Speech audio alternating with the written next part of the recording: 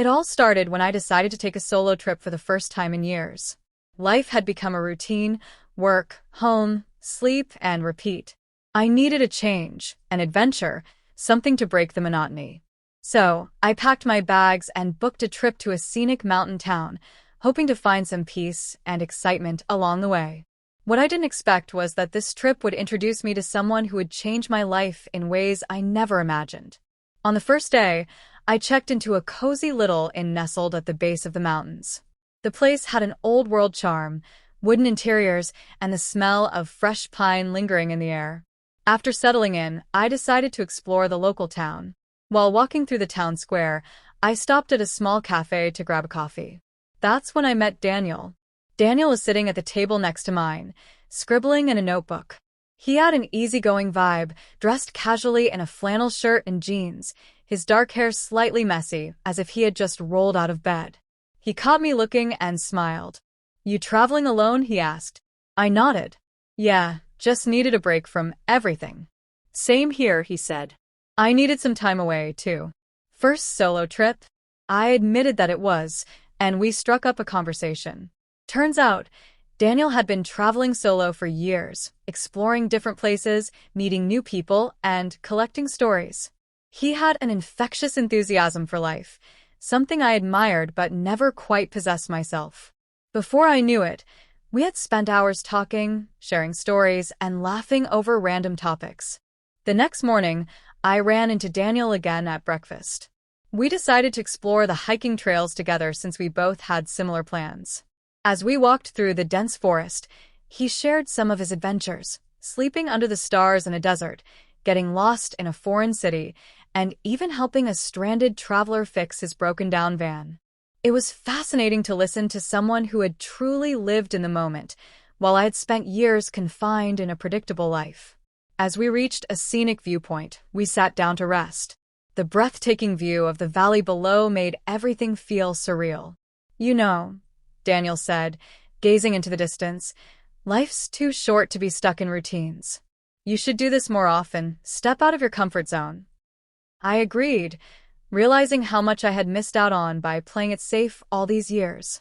We continued our hike, and by the time we got back to the inn, I felt like I had known Daniel for years rather than just a day. The real surprise came the following day. Daniel had arranged something without telling me. He woke me up early, insisting that I follow him. Curious and slightly annoyed at being woken up at dawn, I followed him to a secluded area by the lake. There, I found a small boat waiting for us. "Trust me," Daniel said with a grin. "You won't regret this." With slight hesitation, I stepped onto the boat, and we rowed out onto the calm waters. The sun was just beginning to rise, casting golden hues across the lake. The reflection of the mountains on the water made it seem like we were floating in a dream. It was one of the most beautiful sights I had ever witnessed. And then he pulled out 2 fishing rods and handed me one. "Ever tried fishing?" I laughed. "Nope, never." "Well, today's your lucky day," he said, guiding me through the process. It was awkward at first, but soon I got the hang of it. We spent hours on the water, talking, laughing, and enjoying the peaceful moment.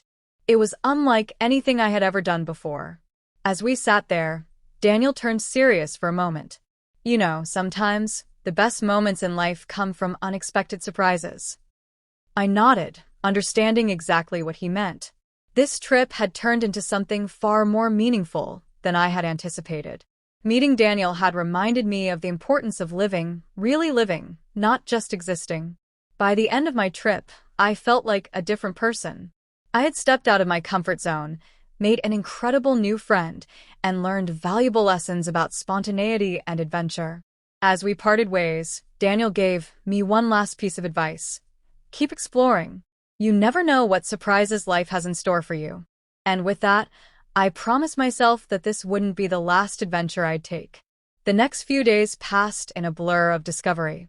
I tried things I had never considered before: rock climbing, late-night storytelling with locals, and even an impromptu road trip to a nearby town with Daniel. Each experience felt like peeling back a layer of my old self, revealing a new version of me that I had never allowed to surface. One evening, As Daniel and I sat around a bonfire near the inn, he shared something personal. You know, I wasn't always this adventurous. A few years ago, I was just like you. Comfortable, predictable, afraid to take risks. Then I lost someone very close to me. It changed everything. Made me realize that life is fleeting, and if we don't make the most of it, we'll regret it later. His words struck a chord.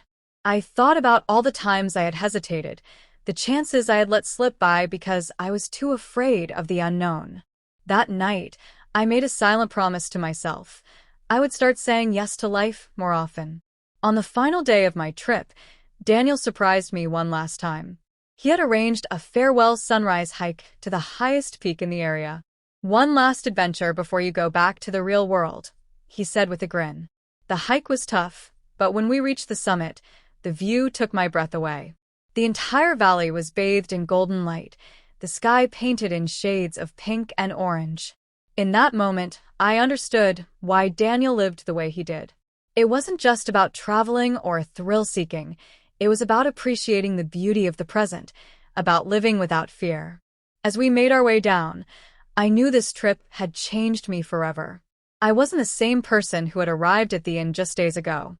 I had found something I didn't even know I was searching for, a renewed sense of purpose, a reminder that life is meant to be experienced, not just endured.